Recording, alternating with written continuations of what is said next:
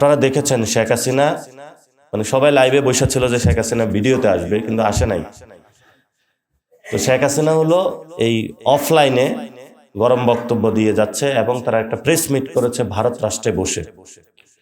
ভারত সরকার তাদেরকে যে অপরচুনিটিটা দিয়েছে, এই সুযোগটা দিয়েছে, তারা বরাবরই স্পষ্ট করেছে যে আমরা তোমাদের বাংলাদেশে যারা মুসলমান তাদের বিরুদ্ধে আমরা যারা একটা বাহিনী তৈরি করেছি, এই বাহিনীদেরকে প্রটেক্ট করব। এখন সেই সময় আমরা অনুপ চেটিয়া থেকে শুরু করে বাংলাদেশ সবাইকে প্রত্যর্পণ করেছিল। আমরা যদি সেভেন সিস্টার্সে যারা স্বাধীনতার জন্য আজাদির আন্দোলন করতেছে বা অন্যান্য জায়গায়, আমরা যদি বাংলাদেশে সেই সুযোগটা করে দিই, যে বলবো যে তারাও নিপীড়িত মুসলিম, আমরা তাদেরকে হলো সুযোগ তৈরি করে দিচ্ছি, তখন পরিস্থিতি গোলাটে হবে তো বাংলাদেশে এবং পুরো সাউথ এশিয়াতে। এবং সেখান থেকে ফরেন মিনিস্ট্রি একটা স্টেটমেন্ট দিয়েছে, সবাই বাংলাদেশে সাব্বাস সাব্বাস বাঘের বাচ্চা বলে চিল্লানো শুরু করলো। একটা ফরেন মিনিস্ট্রি ওইখানে শেখ হাসিনা বসে রীতিমতো প্রেস ব্রিফিং করতেছে, সবকিছু করতেছে, ওইটা ডিল করতে না পারে সে প্রেস রিলিজ লিখতেছে, সবাই তাকে বলতেছে বাঘের বাচ্চা। আমার এটার কোনো যৌক্তিকতাও পাই নাই, কোনো কিছু পাই নাই। এবং ইজাজ সাহেব এটা বলে গিয়েছেন যে আমরা স্পষ্টত আমরা কোনো চায়নার পেটেও যাইতে চাই না, কোনো ওয়াশিংটনের পেটেও যাইতে চাই না, কোনো দিল্লির পেটেও যাইতে চাই না। আপনি আজাদী নিয়ে যদি এখানে দাঁড়ান, আপনাকে সবাই গণ্য করবে। আর নাহলে ফুটবলের মতন বিভিন্ন জায়গায় লাথি খাইতে হবে। আমরা ওই ফুটবল বাংলাদেশকে বানাইতে চাই না। ওইখানে অন্তর্বর্তী সরকার আপনারা আলোচনায় এসেছে, আমরা তো হলো সিনিয়রদেরকে দায়িত্ব দিয়েছি, দায়িত্ব দেওয়ার পরে সিনিয়ররা নিজেদের মতন চালাইছে, আমাদের জিজ্ঞাসা করেনি। তখন আমরা কি করব? পরবর্তীতে দেখা গেছে বিভিন্ন জায়গা থেকে ছাত্রদেরকে ক্যারেক্টার অ্যাসোসিয়েশন করা হলো, সর্ব জায়গা থেকে সরিয়ে দেওয়া হলো। আমরা তো এখনো এগুলো চুপ করে আছে, কোনো কিছু বলি নেই। আমরা একটু দেখি দেশটা সবাই কোথায় নিয়ে যাচ্ছে। ওই সময় আমরা দেখেছিলাম, এখনো দেখতেছি কোথায় যাচ্ছে দেশটা। আপনারা দেখতে পাইবেন কয়েকদিন পরেই কি বাজে পরিস্থিতিতে দেশটা পড়তে যাচ্ছে।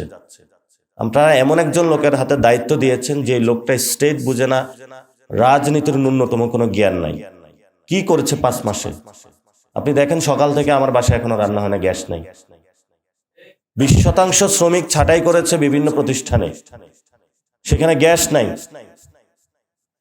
বিদেশে প্রবাসীদের সাথে গিয়ে কথা বলেছে, কি যে বাজে অবস্থায় আছে তারা। তাহলে এই 5 মাসে আমরা বলেছিলাম আমরা একটা রিফর্মের ট্রেনে উঠে, দেশটা সংকট, তারেক রহমান দেশ চালাইতে কষ্ট হবে, কারণ আসলে আমরা বিপদে আছি। এটা যদি আমাদেরও দেওয়া হয় বা আপনাদেরও দেওয়া হয়, আপনাদেরও এই অবস্থা চলবে চালাইতে। কারণ দেশের যা 12টা অবস্থা বানায় গেছে শেখ হাসিনা অথবা অন্যরা, এটা থেকে উত্তরণ হইতে আমাদের অনেক কঠিন সময় লাগবে। তাহলে উত্তরণ করতে হলে তারেক রহমান যদি একাই নিজে চিন্তা করে আমি হলো ঠেলে হলো হিমালয় পাহাড় হলো জয় করে ফেলবো, এটা তো তারেক রহমান পারবে না। ওনার কি আমরা বিরোধী নাকি?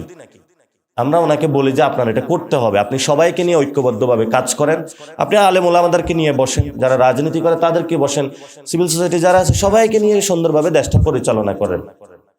কিন্তু কেউ যদি অহংকারী মনোভাব হয়ে চিন্তা করে আমি একাই সব করব, আমি একাই হলো পুরো বিশ্ব শাসন করব, একাই সবকিছু করব, তাহলে সমাজে অন্য মানুষ তার এক্সিস্ট করার দরকার নাই।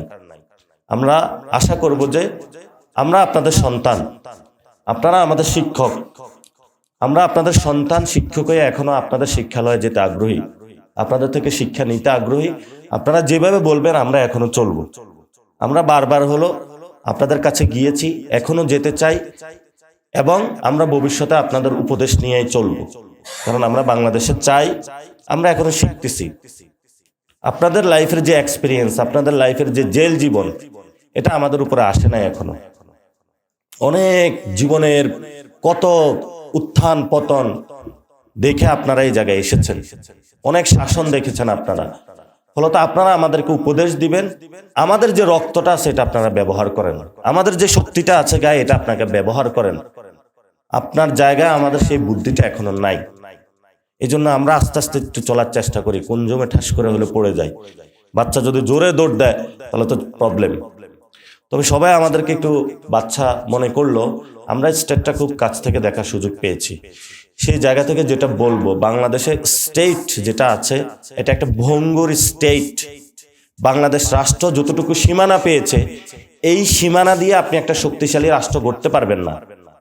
এটা লাইক দ্যাট, আপনি একটা ঘর বানাইছেন, বাথরুম নাই, ছাদে ওঠার জায়গা নাই, বারান্দা নাই, কোনো কিছু নাই, জাস্ট কতগুলা পিলার দিয়ে আছে। বাংলাদেশ রাষ্ট্রের যে সীমানা যতটুকু পেয়েছি, ওই সময় যে জয় বাংলা স্লোগান ছিল, ইন্দিরা গান্ধী বলছিল যে মুজিব থামো, এতটুকু পর্যন্ত সীমানায়, নাহলে কিন্তু তোমাকে কুল্লে খালাস করে দিব। মুজিব সেখানে হলো পদানত হয়ে গেছে, সিজদা দিয়ে দিছে। এবং সেই সময় কালীন থেকে জয় বাংলা স্লোগান আর বাঙালির নাই, এটা ভারত নিয়ে গিয়েছে। এখনো আমরা বলি ঢাকা থেকে সম্ভব। এখন আপনারা বলবেন দেখেন আমাদের সাথে এখানে সম্পর্ক আছে, আমি যদি তরিকতার লাইনে যাই, ফুরফুরা শরীফের সাথে এখনো কিন্তু ভারতে আছে। আমাদের সেখান থেকে হিস্টোরিক্যাল যদি আমরা কমিদার আছে, দেওবন্দি ওইখানে আছে, দেওবন্দ মার্কাজ থেকে পুরা বিশ্ব এখানে চালাচ্ছে। কিন্তু বিশ্ব চালাবে যখন, সেখানে আমরা বলি যে আমাদের বাংলাদেশের একটা স্বকীয় জায়গাও আছে। আমরা কখনো দেওবন্দের আন্ডারে যাব না। আমরা চাই ঢাকাতে আপনারা নতুন দেওবন্দ বানান। আমরা চাই দেওবন্দের যে সিলেবাসগুলো আছে এগুলো বাংলাতে ট্রান্সলেটেড হোক। আমরা ফার্সিতে হাসিয়া পড়তে চাই না, আমরা উর্দুতে হাসিয়া পড়তে চাই না। আমাদের একটা ভাষা আছে। আবু তাহের মিসবাহ সাহেব এই কাজটা শুরু করেছিলেন, আশা করি সবাই শুরু করবে। কিন্তু বলা হয় আমরা যদি প্রায়োরিটি দিই, সেখানে লুগাতুল আরাবিয়াকে প্রায়োরিটি দিব, যেহেতু এটা আল্লাহর নির্দেশনা আছে তুমি কোরআন বুঝো আরবিতে। আমি কোরআন বুঝতে উর্দুতে যাব না, ফার্সিতেও যাব না, আপনারা বাংলাতে এগুলো নিয়ে আসেন, যেহেতু আমরা এখানে বাংলায় কথা বলি। আর না হলে আরবিতে আছে, সে আরবি ভাষা শিখতে হবে। কারণ তারা ওই জায়গাটা যদি আমাদের সেই স্পেসটা দিত, তারা স্পেসটাই দেয় না আমাদের, সবকিছু এখানে ধ্বংস করার চেষ্টা চালাইছে। আমরা আশা করব যে এই জায়গায় সক্ষমতা আপনাদের আছে। আমি অনেক তরুণ আলেম উদ্যোক্তাকে দেখেছি যারা পুরো বিশ্ব ব্যবস্থাটা পরিবর্তন করে দিতে পারবে। যখন আমি সৌদি আরবে যাই, ভালো ভালো জায়গায় হলো এখানে আছে। আপনার জাস্ট কওমি মাদ্রাসা যারা আছে সৌদি আরবে, যদি তাদের সেই লিঙ্ক আপটা করে দেওয়া হয়, পুরো বাংলাদেশের অর্থনৈতিক ব্যবস্থা পরিবর্তন হয়ে যাবে। ওইখানে বাংলাদেশে যারা যায় আরবি কোনো শব্দই বলতে পারে না, অথচ কওমিতে যারা পড়াশোনা করে শুরু থেকে একটা হলো আরবি বলতে পারে। এই লিঙ্কিংটা কেন হয় নাই? আমরা এই জিনিসটা করতে চাইবো ইনশাআল্লাহ ভবিষ্যতে। লুগাতুল মার্কাজুল আরাবিয়াগুলা কিভাবে ব্রিটিশ কাউন্সিল যেভাবে আরবি শিখায়, আমরা সেগুলো হলো ট্রেনিং সেন্টার সৃষ্টি করে এই জায়গাটা হলো শক্তিশালী করার চেষ্টা করব। আমাদের প্রতি আপনাদের অনেক ক্ষোভ থাকতে পারে, আমাদের প্রতি আপনাদের অনেক কমপ্লেইন থাকতে পারে, কিন্তু আমরা জানি সবকিছুর উপরে আপনারা সবচেয়ে বেশি আমাদেরকে ভালোবাসেন। ভালোবাসার জায়গাতে কোনো কমতি নাই। মহব্বত করে বলে আমাদেরকে এই কথাগুলো বলেন। তাহলে এই মহব্বতগুলো আমরা একটু নিতে চাই হযরত, ইনশাআল্লাহ একসাথে ভবিষ্যতে একসাথে কাজ করব। মাননীয় প্রধানমন্ত্রীর সম্পর্কে বক্তব্য রাখার কারণে আমার বাসায় যখন হামলা হয়েছে, সেই বক্তব্যটা মজার কথা হচ্ছে এই হলে দিয়েছে।